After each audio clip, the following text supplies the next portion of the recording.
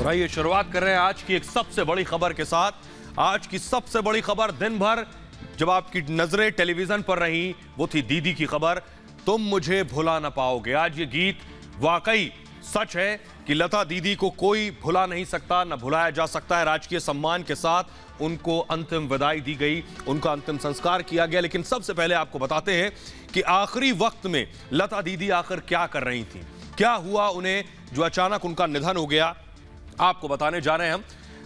दरअसल आपको बताऊं, लता दीदी कोरोना वायरस से संक्रमित थीं और 8 जनवरी को उन्हें हॉस्पिटल में एडमिट कराया गया था। मुंबई के ब्रीच कैंडी अस्पताल में लता दी भर्ती थीं। निमोनिया ने दरअसल उन्हें जकड़ लिया था और हल्के लक्षण से थे और लेकिन उम्र ज्यादा थी, ये एक वजह रही। उनकी तबीयत लगातार बिगड़ती रही, आईसीयू में एडमिट थी और उनका इलाज चल रहा था। सेहत बिगड़ी तो उसके बाद उन्हें वेंटिलेटर पर रखा गया। अब तक वेंटिलेटर पर थी, लेकिन आपको बात बताऊं बड़ी ये कि कुछ दिन बाद सेहत में उनके सुधार जरूर हुआ। डॉक्टरों ने उनसे वेंटिलेटर हटा दिया था, यानी उनकी सेहत में लगातार सुधार हो रहा था। और काफी समय से आपको बताऊं, लता दीदी इंडस्ट्री से, बॉलीवुड से दूर थी। गाना गाना भी बंद कर दिया था। लगभग 4-5 सालों से अपने गाने भी लता दीदी नहीं सुनती थी। यानी आखिरी वक्त में जब वो हॉस्पिटल में एडमिट थी, इस वक्त भी आपको बताऊं कि आईसीयू में जब एडमिट थी तो अपने पिता के गाने सुनती थी लता दीदी। और अस्पताल में बाकायदा उन्होंने ईयरफोन मंगवाया था जिसके जरिए वो पिता के गाने सुनती थी। खुद के गाने वो लंबे वक्त से नहीं सुना करती थी। उनका कहना था कि खुद के गाने मैं सुनती हूं तो मुझे उसमें और कमियां दिखती हैं। आपको बताऊं, लेकिन शनिवार को उनका स्वास्थ्य अचानक फिर से बिगड़ गया। दोबारा वेंटिलेटर पर उन्हें रखा गया और इस दौरान आपको बताऊं, रविवार सुबह यानी आज सुबह 8:12 पर उन्होंने आखिरी सांस ली है। मल्टी ऑर्गन फेलियर की वजह से उनका निधन हुआ है। आइए अब आपको दिखाने जा रहे हैं जो तस्वीर नजर आई आज उनके अंतिम संस्कार के वक्त प्रधानमंत्री नरेंद्र मोदी की। ये जो तस्वीर मैं आपको दिखा रहा हूं, प्रधानमंत्री नरेंद्र मोदी अंतिम दर्शन के लिए खुद मुंबई पहुंचे। मुंबई में पहुंचने के बाद उन्हें श्रद्धांजलि दी लता दी को। कुछ और तस्वीरें हम आपको दिखा रहे हैं। ये जो तस्वीर ऐसे ही नहीं है। दरअसल प्रधानमंत्री नरेंद्र मोदी और लता दीदी का रिश्ता क्या था वो इन तस्वीरों के माध्यम से आप देख सकते हैं। फुल स्क्रीन जरा तस्वीरें दिखाऊं। ये जो तस्वीरें हैं बहुत कुछ बयां कर रही हैं। लता दीदी के साथ, उनके परिवार के साथ, आशा भोसले के साथ किस तरह के रिश्ते प्रधानमंत्री नरेंद्र मोदी के रहे। दोनों बातचीत भी किया करते थे। इन तस्वीरों के जरिए आप समझ सकते हैं बहन भाई का रिश्ता प्रधानमंत्री मोदी और लता दी के बीच था। और कब कब उनके बीच, उनके दरमियान बातचीत होती थी, ये आपको बताने जा रहे हैं। प्रधानमंत्री ने अपनी बातचीत में इस बात का जिक्र किया कि लता दी के साथ उनके संबंध कैसे थे। लेकिन देखिए, सबसे पहले मैं आपको बताता हूं दोनों के दरमियान जो रिश्ता था, ये तस्वीर के जरिए आप समझ सकते हैं। प्रधानमंत्री मोदी लता दी का हाथ अपने हाथों में पकड़े हुए हैं। लता दी की उम्र 92 साल थी, अपने हाथों में पकड़े हैं। दोनों के बीच भाई बहन जैसा रिश्ता था। ये तस्वीर खुद बयां कर रही है। लता दी प्रधानमंत्री मोदी को राखी भेजा करती थी रक्षाबंधन के मौके पर। और आपको बताऊं, रक्षाबंधन पर देश की तरक्की का वादा प्रधानमंत्री नरेंद्र मोदी से उपहार के तौर पर मांगा था। देश को ऊंचाइयों तक ले जाने का वादा लिया था पीएम मोदी से। 2013 की एक घटना मैं आपको बता रहा हूं। प्रधानमंत्री के तौर पर यानी 13 में ही, 14 में नरेंद्र मोदी प्रधानमंत्री बने हैं, लेकिन लता मंगेशकर जी ने 2013 में ही प्रधानमंत्री के तौर पर देखने की इच्छा जताई थी पीएम मोदी की। प्रधानमंत्री मोदी जन्मदिन पर फोन करना नहीं भूलते थे लता दी को। 2019 में आपको बताऊं, अमेरिका यात्रा से पहले प्रधानमंत्री मोदी ने लता दी को फोन किया था और फोन कर जन्मदिन की शुभकामनाएं दी थीं। लता दी ने प्रधानमंत्री मोदी को उस वक्त आशीर्वाद भी दिया था। ये अपनी बातचीत में भी प्रधानमंत्री नरेंद्र मोदी ने इसका जिक्र किया। आइए अब आपको सुनवाते हैं प्रधानमंत्री नरेंद्र मोदी और लता दी का रिश्ता कैसा था। दोनों के दरमियान हुई बातचीत के जरिए आप सुनिए क्या कुछ दोनों ने मन की बात के कार्यक्रम में क्या बात की थी, वो सुनिए जरा। प्रणाम, मैं नरेंद्र मोदी बोल रहा हूँ। प्रणाम। मैंने फोन इसलिए किया क्योंकि इस बार आपके जन्मदिन पर हाँ। मैं हवाई जहाज में ट्रैवलिंग कर रहा हूँ। अच्छा। तो मैंने सोचा जाने से पहले ही हाँ। आपको जन्मदिन की बहुत बहुत शुभकामनाएं, अग्रिम बधाई दे दूं। आपका स्वास्थ्य अच्छा रहे, आपका आशीर्वाद हम सभी पर बना रहे, बस यही प्रार्थना। और आपको प्रणाम करने के लिए मैंने अमेरिका जाने से पहले ही आपको फोन कर दिया। आपका फोन फोन आएगा, ये सुन के ही मैं बहुत ये हो गई थी। आप जाके कब वापस आएंगे? मेरा आना होगा 28 लेट नाइट और 29 मॉर्निंग, और तब अच्छा, आपका जन्मदिन हो गया होगा। अच्छा अच्छा। जन्मदिन तो क्या मनाएंगे, और बस घर में ही सब लोग।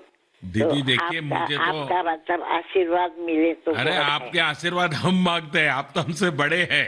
उम्र से बड़ा तो बहुत कुछ लोग होते हैं, पर अपने काम से जो बड़ा होता है उसका आशीर्वाद मिलना बहुत बड़ी चीज होती है। दीदी आप उम्र में भी बड़ी हैं और काम में भी बड़ी है, और आपने तो ये जो सिद्धि पाई है ये साधना और तपस्या करके पाई है।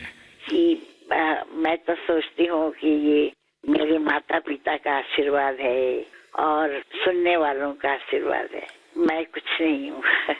यही आपकी नम्रता जो है, ये हम नई पीढ़ी के सबके लिए एक बहुत बड़ी शिक्षा है, बहुत बड़ा हमारे लिए इंस्पिरेशन है कि आपने जीवन में इतना सब कुछ क्लियर करने के बाद भी आपके माता पिता के संस्कार और उस नम्रता को हमेशा ही प्राथमिकता दी है।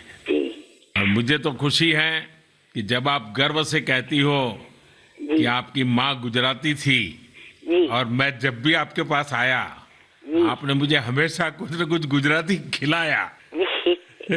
आप क्या है आपको खुद पता नहीं है, मैं जानती हूँ कि आपके आने से भारत का चित्र बदल रहा है, और वही मुझे बहुत खुशी होती है, बहुत अच्छा लगता है। बस दीदी आपके आशीर्वाद बने रहे, पूरे देश पर आपके आशीर्वाद बने रहे, और हम जैसे लोग कुछ न कुछ अच्छा करते रहे। मुझे आपने हमेशा प्रेरणा दी है, आपकी चिट्ठी भी मुझे मिलती रहती है। तो प्रधानमंत्री नरेंद्र मोदी के साथ जैसा रिश्ता था ऐसा ही रिश्ता उनका सचिन तेंदुलकर के साथ है। तस्वीरें मैं आपको दिखा रहा हूं। सचिन तेंदुलकर अपनी गाड़ी में बैठे हैं, उसके बाद पत्नी अंजलि के साथ सचिन तेंदुलकर आखिरी दर्शन के लिए, उन्हें श्रद्धांजलि देने के लिए गए थे। सचिन के साथ उनका रिश्ता मां बेटे जैसा रिश्ता था। तस्वीरों के जरिए आप देख रहे हैं कुछ और तस्वीरें, देखिए श्रद्धांजलि देने जब पहुंचे, ये पहले की तस्वीर, पारिवारिक रिश्ता। फुल स्क्रीन जरा तस्वीरें दिखाऊं। इन तस्वीरों से आप समझ सकते हैं सचिन और लता दीदी का रिश्ता कैसा रहा। सचिन उन्हें मां कहकर बुलाते थे, ये तस्वीरें बता रही हैं। यानी उनके रिश्ते चाहे प्रधानमंत्री मोदी के साथ रहे हों या सचिन तेंदुलकर के साथ रहे हों, ये रिश्ते, ये तस्वीरें ये बयां कर रही हैं कि उनके रिश्ते एक आत्मीयता के स्तर पर रहे हमेशा। वो इन तस्वीरों के जरिए बयां हो रहा है। और वो जो तस्वीरें आपको हमने दिखाई जहां उनका अंतिम संस्कार किया गया, कितनी भीड़ थी, सचिन तेंदुलकर से लेकर खुद प्रधानमंत्री नरेंद्र मोदी तक वहां मौजूद थे, और बॉलीवुड की बड़ी बड़ी सेलिब्रिटीज वहां मौजूद थी। लेकिन यह रिश्ता देखिए, मां बेटे जैसा रिश्ता था। सचिन, तो इस तस्वीर में आप देखिए सचिन खड़े हैं, उनकी पत्नी अंजलि और लता दीदी मौजूद हैं। लता दीदी को दरअसल क्रिकेट देखना बहुत पसंद था, क्रिकेट की बहुत बड़ी फैन थी। सचिन तेंदुलकर की भी वो बड़ी फैन थी, और सचिन की लगभग आपको बताऊं सारी पारियां उन्होंने देखी हैं। जब जब सचिन तेंदुलकर मैदान पर उतरते थे, लता दीदी टीवी ऑन कर लेती थी। सचिन लता दी के बीच गहरा रिश्ता था, और लता दी को मां की तरह सम्मान देते थे सचिन तेंदुलकर। मां बुलाने पर लता दी भावुक हो गई थी आपको बताऊं, और लता दी ने एक इंटरव्यू के दौरान इस बात का जिक्र किया था। उन्होंने कहा था, मैं वो दिन कभी नहीं भूल सकती हूं जब सचिन ने मुझे मां कहा था, यानी आई कहा था। मराठी में आई का मतलब मां होता है। ये मेरे लिए हैरान करने वाला था, और खुद को खुशकिस्मत समझती हूं, मां की तरह उनके लिए प्रार्थना भी करती हूं। आइए अब आपको सुनवाता हूं मैं इसी तरह सचिन तेंदुलकर और लता दी के बीच जो बातचीत हुई, सुनिए जरा एक बार वो। मुझे उम्मीद है कि ये 100 जो है वो 1000 करें, और हम लोगों की इच्छाई पूरी करें। मी जसं तुम्हाला बोललो की तुम्हाला आईचं स्थान दिलंय आणि मी तुमचा मुलगासारखा आहे, तर तू जहां जहां रहेगा। मी आता खूप जरा एक्साइट झाले, त्यामुळे आवाज चालेल की नाही माहिती नाही। तू जहां जहां चलेगा मेरा साया साथ होगा, मेरा साया मेरा साया मेरा साया।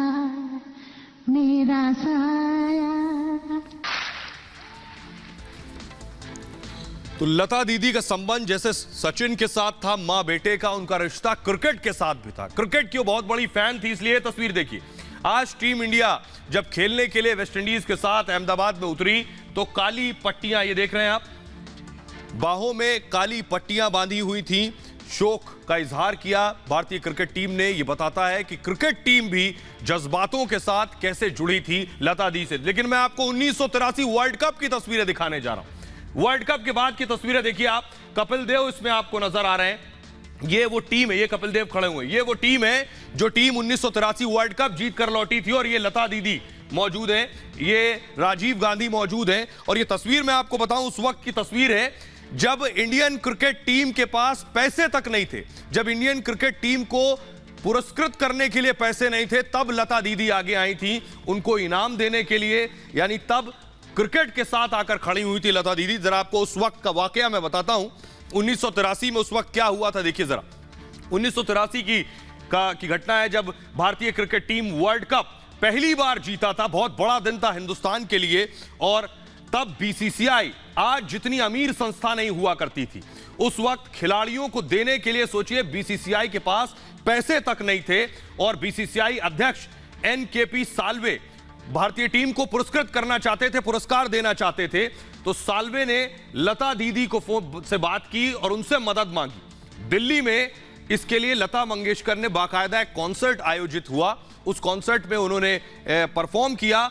इस कार्यक्रम से 20 लाख रुपए उस दौरान लता दी ने कमाए थे। सोचिए 20 लाख रुपए लता दी ने कॉन्सर्ट से कमाए। तब सभी खिलाड़ियों को 1-1 लाख रुपए इनाम दिया जा सका जिन्होंने वर्ल्ड कप जीता था। लता दी ने इस कॉन्सर्ट के लिए कोई पैसा तक नहीं लिया था, मुफ्त में कॉन्सर्ट किया था, सिर्फ भारतीय क्रिकेट टीम के लिए, देश के लिए। विश्व विजेता, भारत विश्व विजेता गाने को खूब सराहा गया उस वक्त जो लता दी ने गाया था। लता दी मंच पर गा रही थी और खिलाड़ी, सोचिए भारतीय क्रिकेट टीम के खिलाड़ी सुर से सुर मिला रहे थे।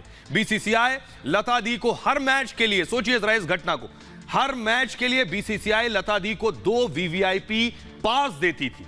1983 विश्व कप के दौरान लता दी लंदन में ही थी, सोचिए मैच देख रही थी। सेमीफाइनल के पहले खिलाड़ियों को उन्होंने डिनर भी दिया था। और लॉर्ड्स में विश्व कप का फाइनल लता दी ने लाइव देखा था उस वक्त वहां बैठकर। 2011 विश्व कप सेमीफाइनल में जीत के लिए लता दी ने व्रत भी रखा था, बड़ी बात यह है। और आज काली पट्टी बांधकर मैदान में खिलाड़ी उतरे हैं। बेशक वो ऋण नहीं चुकाया जा सकता, लेकिन सम्मान आज साफ नजर आया। कमेंट्री कर रहे थे सुनील गावस्कर, उन्होंने भी उस दौरान शोक जताया। 1983 विश्व कप टीम के सदस्य सुनील गावस्कर भी थे, तो बखूबी वो समझ सकते हैं उस एहसास को, उनसे बेहतर कौन समझ सकता है। आइए अब आपको दिखाता हूं कुछ और तस्वीरें, न सिर्फ क्रिकेटर बल्कि देखिए जरा बॉलीवुड सेलिब्रिटीज। सबसे पहले मैं आपको दिखा रहा हूं अमिताभ बच्चन खुद पहुंचे थे लता दी को श्रद्धांजलि देने के लिए। बिग बी, उनकी सुपुत्री उनके साथ थी। दूसरी तस्वीर मैं आपको दिखाऊं, किंग खान शाहरुख खान पहुंचे थे उनके अंतिम दर्शन के लिए, उन्हें श्रद्धांजलि देने के लिए शाहरुख खान। और तीसरी तस्वीर मैं आपको दिखाता हूं, आमिर खान भी उन्हें श्रद्धांजलि देने पहुंचे थे, पुष्प चक्र अर्पित किया। चौथी तस्वीर मैं आपको दिखाने जा रहा हूं, रणबीर कपूर भी उन्हें श्रद्धांजलि देने के लिए पहुंचे थे। ये वो तस्वीरें आप देख रहे हैं। तो पूरा बॉलीवुड शोक में डूबा था, सन्न था, समझ नहीं आ रहा था ये अचानक हुआ क्या, जरा सुनिए।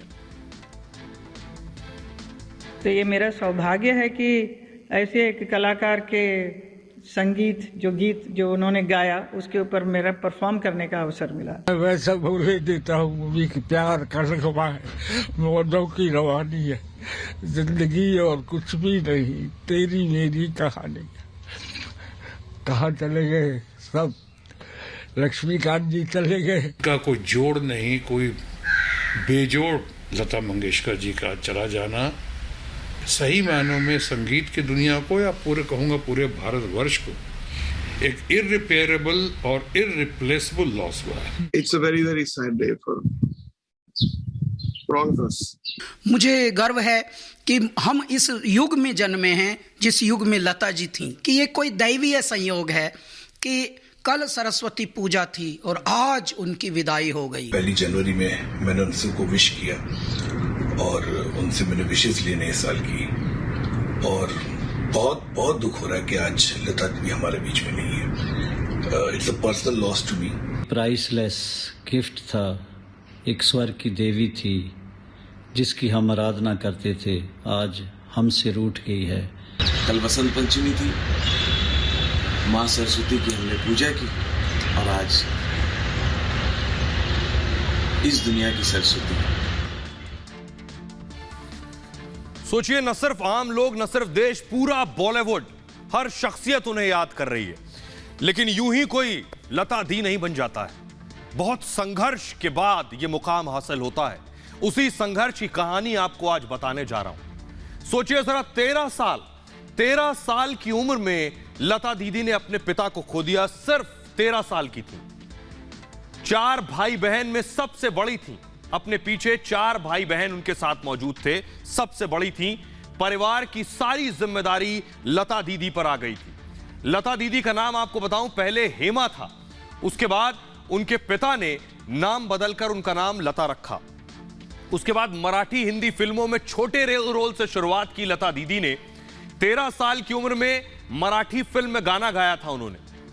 जब वो गई गाने के लिए तो आपको बताऊं, कहा गया उनकी आवाज पतली है और आवाज पतली कहकर उन्हें रिजेक्ट कर दिया गया। सोचिए, जो भारत रत्न, उनकी आवाज पतली कहकर उन्हें रिजेक्ट कर दिया गया। यह सिखाता है कि जिंदगी में संघर्ष के दौरान इस तरह के पड़ाव आते हैं। आपको बताऊं, शादी के प्रस्ताव पर इनकार कर दिया था लता दीदी ने। एक सवाल किया जाता है कि आखिर लता दीदी ने कभी शादी क्यों नहीं की। लता दीदी ने एक इंटरव्यू में कहा था, उन्होंने कहा था शादी के बाद दूसरे के घर जाना होता है।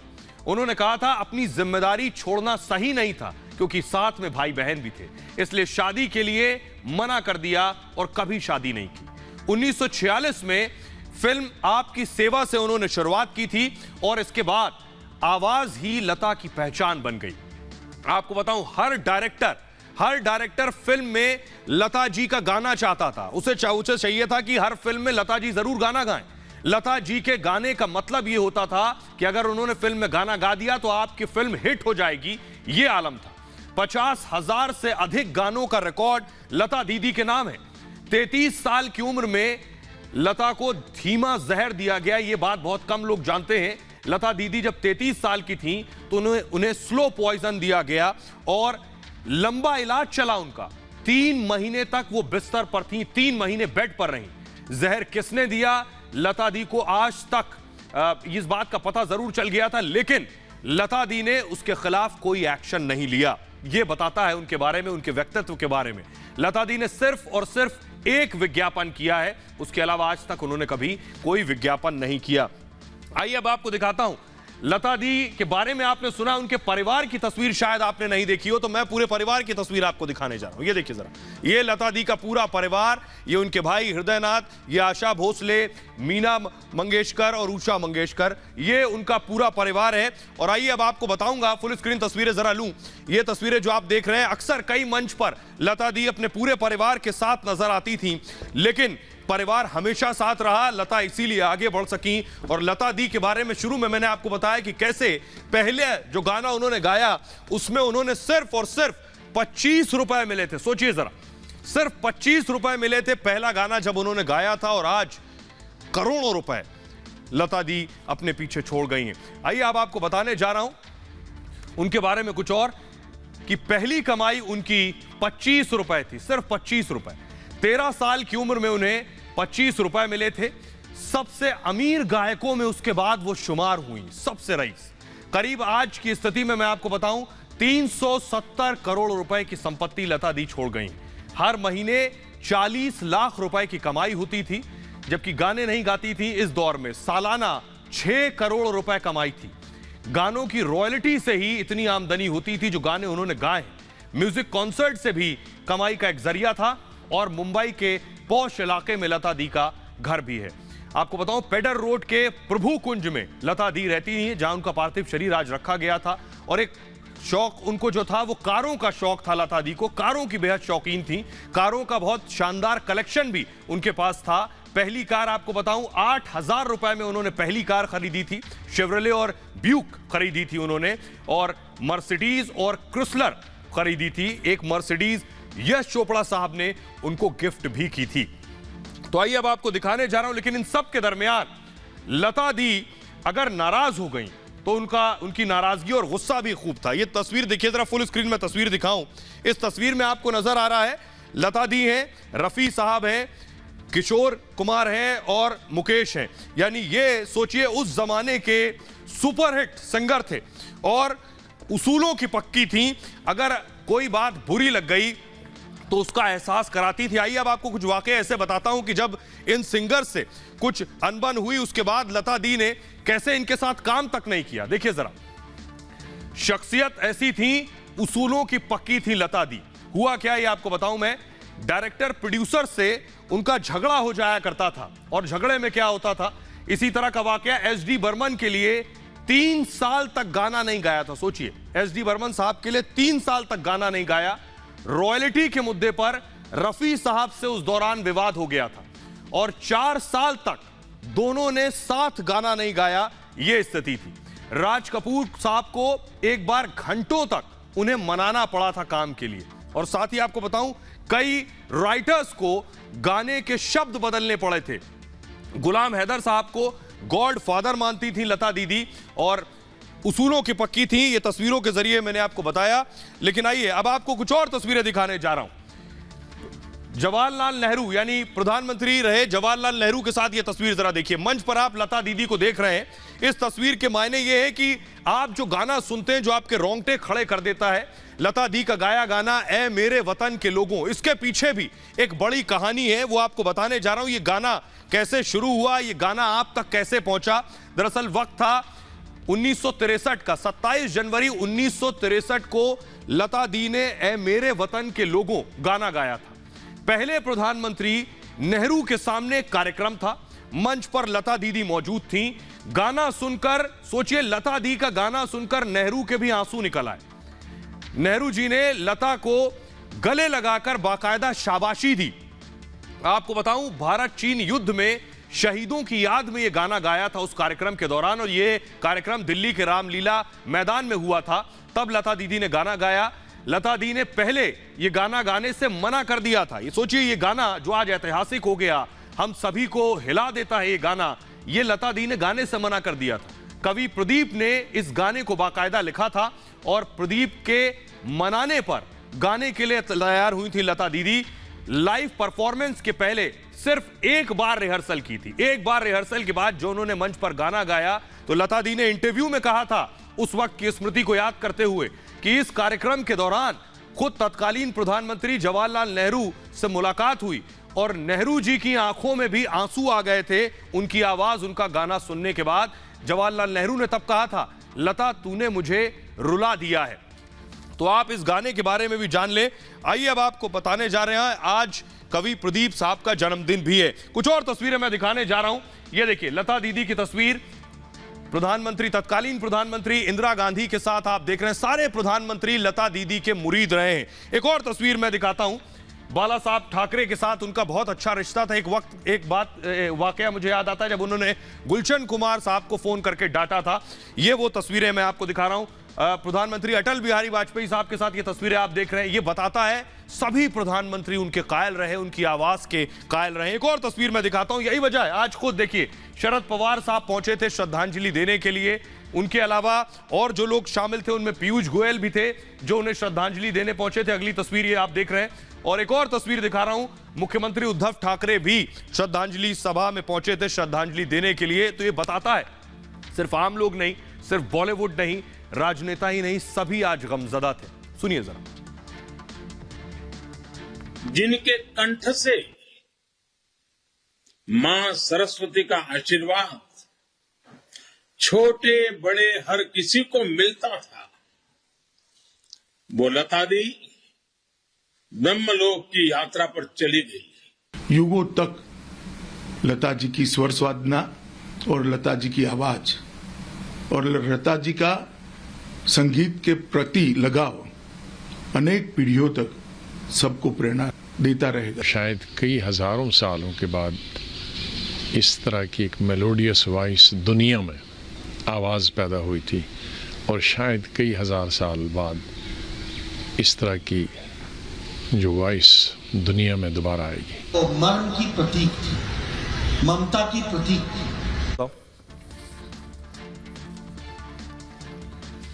तो लता दी हमेशा हमेशा सभी की यादों में रहेंगी, अपनी आवाज के जरिए सभी के दिलों पर ऐसे ही राज करती रहेंगी। आप अपना बहुत ख्याल रखिए। एक छोटे से ब्रेक के लिए रुक रहे हैं, लौट रहे हैं कुछ और बड़ी खबरों के साथ।